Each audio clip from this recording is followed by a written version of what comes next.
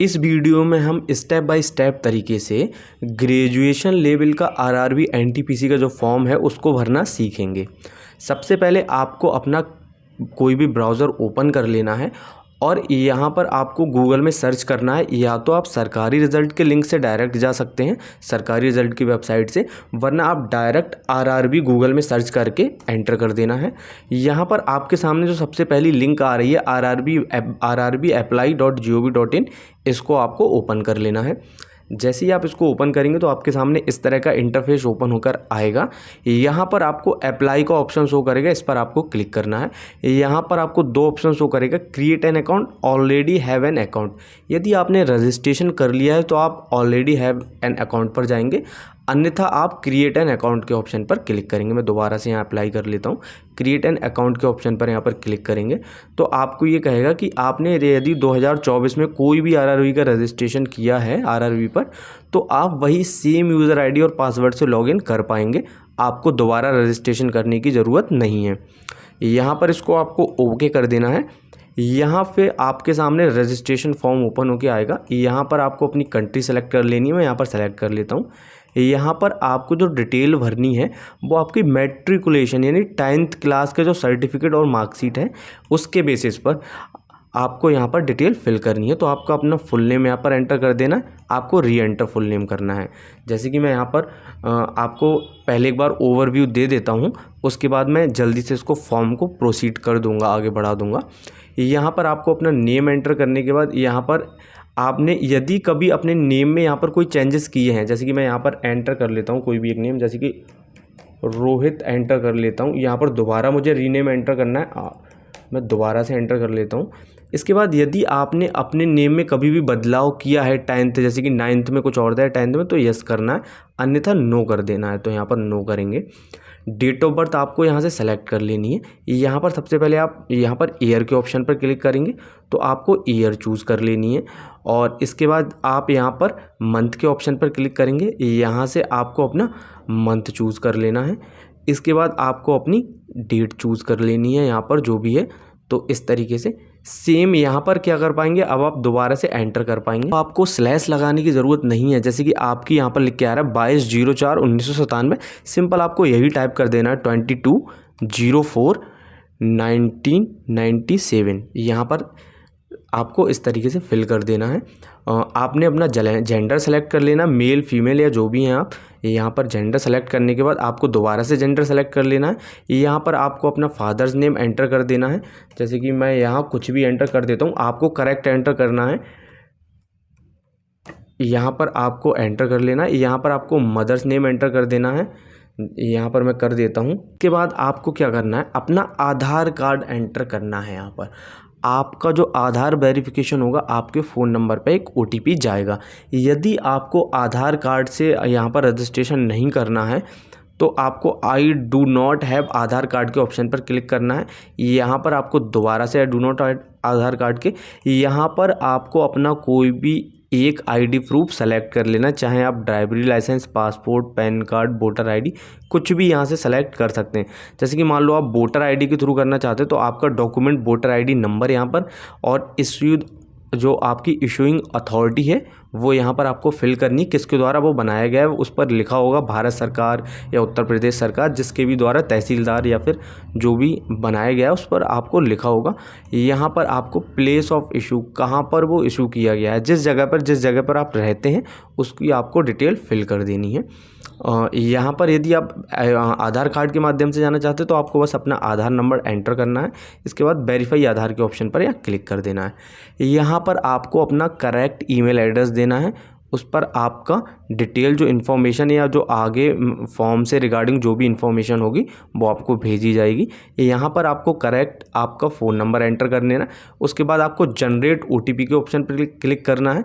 आपके मेल पर जो OTP आएगी उसको यहाँ आप फिल कर देंगे। सेम प्रोसेस करना है, आपको मोबाइल नंबर यहाँ एंटर करना, जनरेट OTP करेंगे, जो मोबाइल पर OTP आएगी उसको यहाँ एंटर कर देंगे। अब आपको अपना पासवर्ड एंटर करना है। यहाँ पर आप एक नया पासवर्ड क्रिएट करेंगे। आप कोई भी अपने जैसे कि नेम है या कोई भी स्पेशल कैरेक्टर हो उसमें और आपका लेटर हो, जैसे कि मान लो कि आपका नाम है रोहित, तो रोहित की आर जो रखें वो कैपिटल रखें, ROHIT@123 यहाँ पर आप फिल कर दें। इसी तरीके से यहाँ पर आपको दोबारा से एंटर करना है। इस पासवर्ड का उपयोग अभी आप इसको दोबारा जब फॉर्म लॉगिन करेंगे तब इसका उपयोग कर पाएंगे। यहाँ पर आपको कैप्चा कोड फिल कर देना है।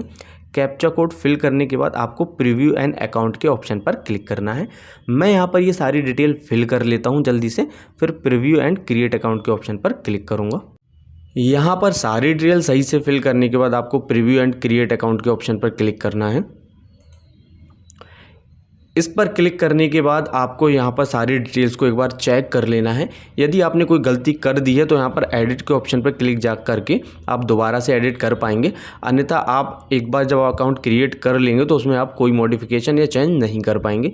तो आप चेक कर लें कि आपने कोई गलती तो नहीं की है, यदि की है तो एडिट के ऑप्शन पर जाकर उसको करेक्ट कर लें। यहाँ पर आपको चेक बॉक्स को चेक और क्रिएट अकाउंट के ऑप्शन पर क्लिक कर देना है। यहाँ पर आपसे ये प्रोसीड करने के लिए बोलेगा, आप यहाँ पर प्रोसीड करेंगे। यहाँ पर बता रहा है कि आप क्रिएट करने के बाद कोई मॉडिफिकेशन नहीं कर पाएंगे। मैं प्रोसीड कर देता हूँ। यहाँ पर आपका जो अकाउंट है वो सक्सेसफुली क्रिएट हो चुका है। अब आपको अपना फ़ोन नंबर या ईमेल एड्रेस जो आपने वहाँ पर दिया था उसको एंटर करने के बाद जो आपने पासवर्ड क्रिएट किया था उसको यहाँ एंटर करेंगे और आप दोबारा से लॉगिन कर पाएंगे। अकाउंट सक्सेसफुली क्रिएट होने के बाद आपको अप्लाई के ऑप्शन पर दोबारा से क्लिक करना है। यहाँ पर आप ऑलरेडी हैव एन अकाउंट के ऑप्शन चूज़ करेंगे। इसके बाद आपको जो आपने वहाँ पर आपने फ़ोन नंबर दिया था उसको या फिर आप ईमेल एड्रेस, दोनों में से कोई एक चीज़ यहाँ पर एंटर कर लें। इसके बाद आपको पासवर्ड एंटर करना है, तो मैं यहाँ एंटर करके लॉगिन कर लेता हूँ। लॉगिन करने के बाद आपको यहाँ पर ऑनलाइन एप्लीकेशन के ऑप्शन पर क्लिक कर देना है। इस पर क्लिक करने के बाद यहाँ पर आपके सामने 2 फॉर्म ओपन होकर आएंगे अभी इस समय। यहाँ पर आपका ये जो पहला वाला आ रहा है अंडर ग्रेजुएट पोस्ट, ये 10+2 वाला है। यहाँ पर ये ग्रेजुएट पोस्ट, ये ग्रेजुएशन लेवल वाला है NTPC का। तो इस वीडियो में हम ग्रेजुएशन लेवल भरना सीखेंगे।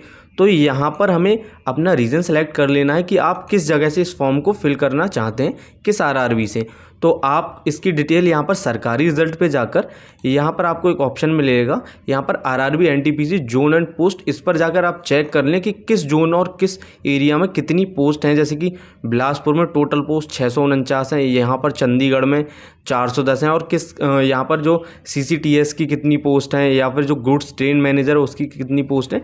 ये सारी डिटेल आप एक बार चेक कर लें, उसी हिसाब से आप यहाँ पर सेलेक्ट करें, क्योंकि आप यहाँ पर जिस रीजन को सेलेक्ट कर लेंगे, जिस जोन को, उसी से आप फिल कर पाएंगे, इसको दोबारा चेंज नहीं कर पाएंगे।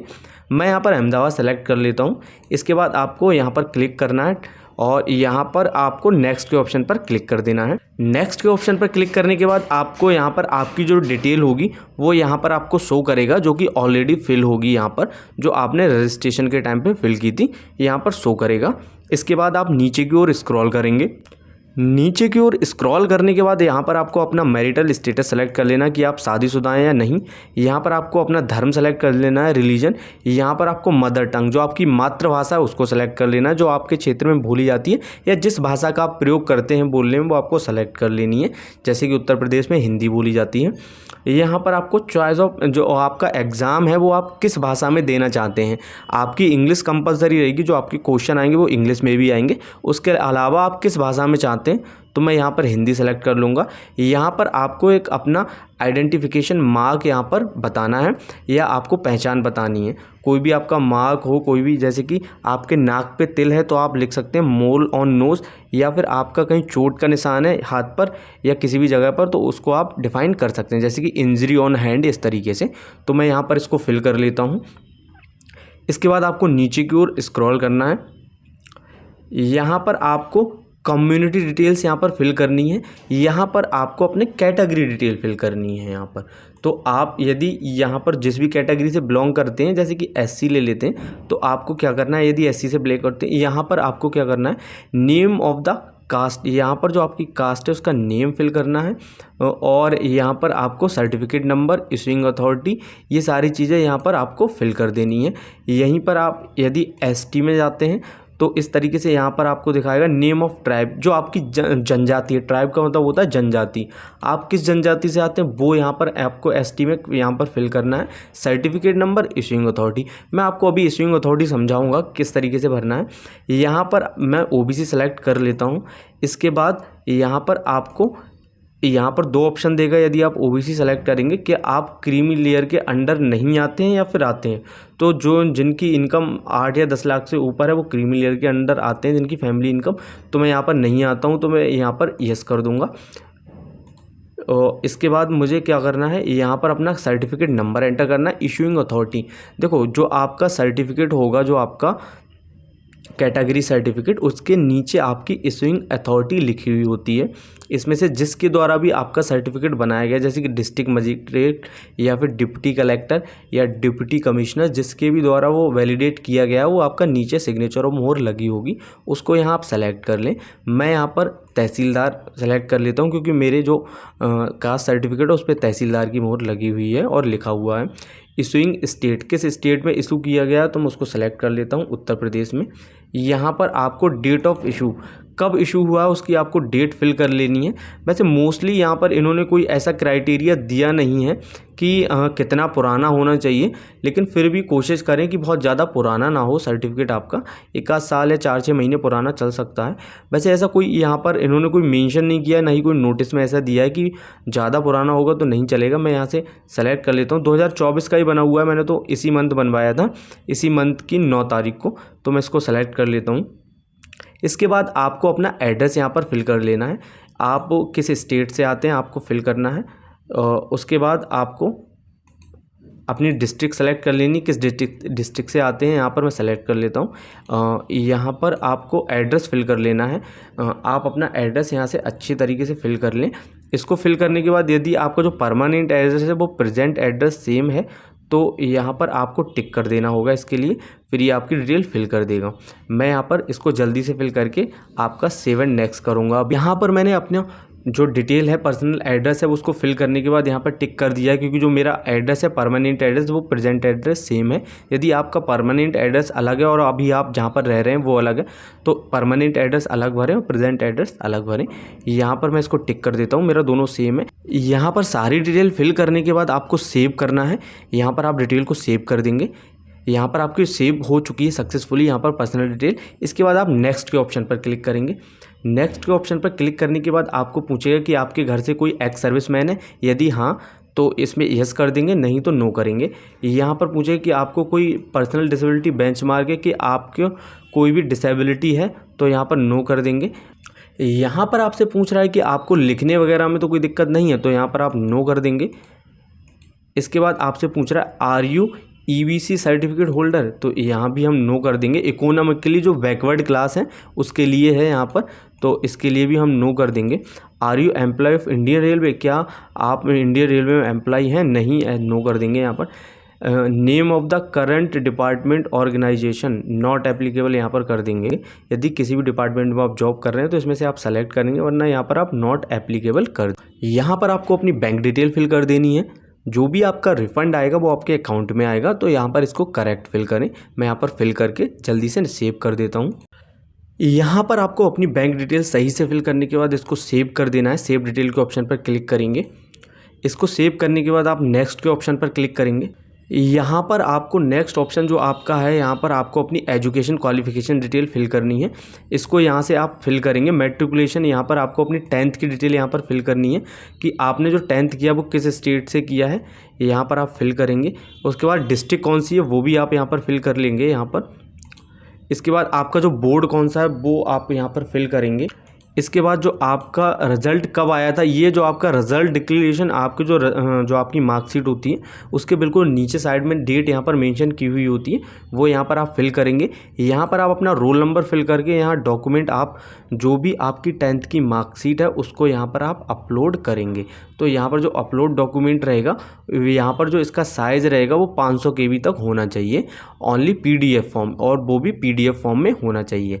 यहाँ पर आप अपलोड कर देंगे। मैं यहाँ पर इसको अपलोड करके जल्दी से नेक्स्ट कर लेता हूँ। यहाँ पर मैंने डॉक्यूमेंट को अपलोड कर दिया है। यहाँ पर ऐड के ऑप्शन पर क्लिक करेंगे। इसको ऐड करने के बाद यहाँ पर जो डिटेल है वो ऐड सक्सेसफुली हो चुकी है। इसको आप डिलीट और एडिट भी कर पाएंगे। अब यहाँ पर आपको अपनी बैचलर जो ग्रेजुएशन है उसकी डिटेल यहाँ पर आपको फिल कर लेनी है कि आपने यहाँ पर एक ही ऑप्शन आ रहा है, तो बैचलर डिग्री आप सेलेक्ट कर लेंगे डिसिप्लिन में। सब स्ट्रीम, देखो यहाँ पर बच्चों को बहुत ज़्यादा कन्फ्यूजन हो रहा है कि सब स्ट्रीम में क्या सेलेक्ट करें। देखो या तो आप यहाँ पर अगर साइंस स्ट्रीम से है तो आप साइंस फिल कर सकते हैं, आर्ट स्ट्रीम से है तो आप आर्ट फिल कर सकते हैं।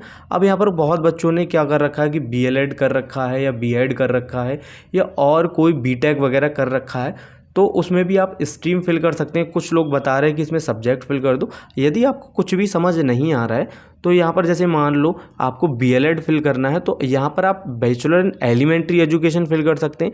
यदि आपने BSc की हुई है तो आप बैचलर इन साइंस फिल कर सकते हैं। यदि आपने BA किया हुआ है तो बैचलर इन आर्ट फिल कर सकते हैं। आपको अपनी स्ट्रीम यहाँ पर फिल कर देनी है, वही आप कुछ भी सेलेक्ट कर सकते हैं। इसकी वजह से कोई बड़ा इशू कुछ आने वाला है नहीं, ना कोई दिक्कत होने वाली है आपके फॉर्म में। तो इस तरीके से आप यहाँ पर आप सब्जेक्ट भरने की कोशिश नहीं करें, क्योंकि मुझे लगता है कि आप 4-5 सब्जेक्ट यहाँ पर फिल करेंगे तो वो ठीक नहीं होगा, क्योंकि यहाँ पर आपका जो कोर्स रहता है उसमें कम से कम 3-4 सब्जेक्ट और हर ईयर सब्जेक्ट बदल भी जाते हैं। तो इस तरीके से आप सब्जेक्ट ना फिल करें। इसके बाद आपको यहाँ पर आपकी स्टेट सेलेक्ट कर लेनी है कि आप किस स्टेट से बिलोंग करते हैं।